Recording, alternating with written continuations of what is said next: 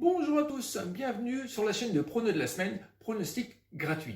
Alors actuellement on est à Nantes, on a repris le voyage. Nous avons passé la barre des 1840 abonnés, bravo. Avant de vous présenter cette nouvelle journée du championnat français en plein milieu de semaine, je t'invite à cliquer sur la petite cloche de notification pour au moins rester au contact de cette chaîne et voir mieux t'abonner. Et pour le pouce bleu, écoute, tu fais ce que tu veux mais dans ce sens-là, c'est toujours mieux. Pour le bilan de janvier, on a perdu 45 €. On y était à ça du combi d'Italie, mais ça nous fait quand même une BK à 655 €. Est-ce le mois où on va être en bénéf avec les matchs de Champions League et la non-diffusion de la Ligue 1? Pour cette première partie de soirée, à 19 h, direction Bordeaux qui reçoit Lille. Les Girondins se débrouillent pas trop mal à la maison dans leur grand matmut atlantique avec 5 victoires, 3 nuls et 3 défaites. Ils restent sur une défaite 2-1 face à Lyon le week-end passé. Mais à la maison, c'est 2 victoires de suite face à Angers et Lorient, où Koscielny et Ben Arfa l'ont plus facile. Mais aujourd'hui, les Ch'tis Lillois, actuellement leaders de notre championnat. Ça ne sera pas la même chose. Yazidji a garanti la victoire face à Dijon, mais de manière générale, c'était un match avec enjeu, mais pas génial. On remarque que la machine du Hauts-de-France est au ralenti sans Burak Yilmaz. Pour cette rencontre, on partira sur un nul, sur le score de 1 partout. Oui, il faut un peu de piment pour cette journée. Ensuite, nous avons la rencontre Metz-Montpellier. Metz nous a fait un beau cadeau en l'emportant sur le score de 4-2 face aux Brestois. Du coup, ils remontent à la 6e place et grâce à leur 5e match sans défaite, ça fait du bien. Au niveau technique, il y a quand même pas mal de boulot, mais leur collectif efface les erreurs individuelles. Boulaya et Sarr ont fait preuve de maturité contre les Bretons. Montpellier est à la rue depuis mi-décembre, soit 8 journées où cette équipe n'a pas réussi à empocher 3 points. Défaits chez eux ou à l'extérieur, rien ne va plus. Le point positif, c'est qu'il y en a un. Wai, Delors et Ongo marquent. Mais la charnière défensive est légèrement passive. Les gars, car cela ne pardonne pas. Dans une bonne dynamique, on donnera la victoire aux Messins sur le score de 2-1. Après la Moselle, nous nous rendrons en Champagne où le SCO d'Angers se déplace à Reims. Une rencontre qui me semble quand même équilibrée. Reims 12e et les Angevins à la 8e avec seulement 6 points de différence. Les Rémois restent sur 5 matchs sans défaite à la maison. Le week-end passé, en regardant Téléfoot, je croyais que le score face à Strasbourg serait resté à 0-0. Et oui, je regarde tous les matchs en duplex, surtout de Ligue 1, afin de ne pouvoir me fier qu'à mes seules impressions, au lieu de checker les résumés faciles à lire sur Internet et de vous les rapporter tout bêtement. Donc c'est QTSA qui a fait la différence. Mais face à Angers, cela risque pas d'être la même. Même si Angers a l'une des plus mauvaises défenses à l'extérieur avec près de 20 buts, de prix pour 17 de marqué. Bauken sera absent alors que Dia sera présent sur cette pelouse mercredi. Allez, je pense qu'on pourra finir avec un bon nul sur le score de 0-0. Ensuite, direction la Bretagne où Rennes reçoit Lorient. Rennes est sur le podium à la 5e place et reste sur une défaite face à Lille sur le score de 1-1 lors de la dernière journée. Avec Rugani qui s'en va et Niang qui reste car il veut faire progresser son équipe. Aujourd'hui, il pourrait recoller sur Monaco car l'effectif des Lorientais remplit tout doucement l'infirmerie. Boisgarde, Diarra, Fontaine, Le Goff, Nardi et Saunier sont bel et bien manquants pour cette rencontre. Bien qu'à la maison, les oranges et blancs restent sur 2 victoires de suite à la maison, à l'extérieur, ça laisse à désirer. Une victoire, de nul et surtout 7 défaites. Même en étant de bonne volonté, quand ça ne veut pas, ça ne veut pas. Donc, dans son élan plein de réussite, l'équipe rennaise devrait faire respecter la hiérarchie. Allez, allons sur Rennes sur un score de 2-1. Ensuite, nous avons Strasbourg-Brest, 2 équipes qui ont connu la défaite le week-end passé. Un match où je pense que chacun devra avoir la possibilité de s'exprimer.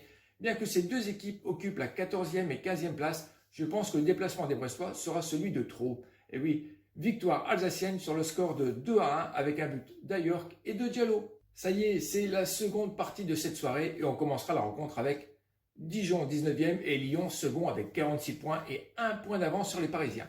Ces derniers temps, nous avons eu des surprises où les relégables battaient les leaders. Un exemple, Sheffield United, Liverpool, ou plus parlant, Lorient qui l'a emporté la semaine passée sur le score de 3-2 face à Paris. Baldé, l'attaquant dijonnais, se sent seul. Il est difficile de lui faire de bonnes passes. Perso, ce Guinéen Bissot n'est pas dans la bonne équipe.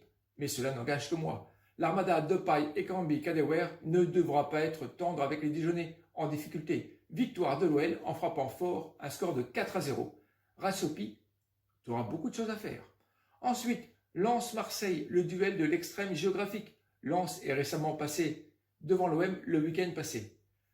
Et oui, l'OM déçoit, on attend beaucoup de son équipe, les Ultras ne se montrent pas tendres avec la direction marseillaise. En même temps, Quand on dit des conneries, il faut assumer. Franchement, depuis que Payet a fait, vous vous souvenez, à Villas-Boas, il a fait quoi là depuis? Pas grand-chose. Et pourtant, c'est un bon joueur qui a besoin de la gagne pour être bien. Il n'a marqué qu'à 3 reprises. Il va falloir y aller quand même. D'ailleurs, l'entraîneur Villas-Boas a soit donné sa démission, soit été licencié. Quelle sera la vérité? Laissez-moi en commentaire ce que vous en pensez. Quel genre de match aurons-nous? Revenons à nos moutons. Les 100 et or sont en difficulté à la baraque avec une victoire lors de leurs 5 matchs joués. De plus, Ganago est indisponible. C'est une rencontre qui devrait rapidement s'enflammer.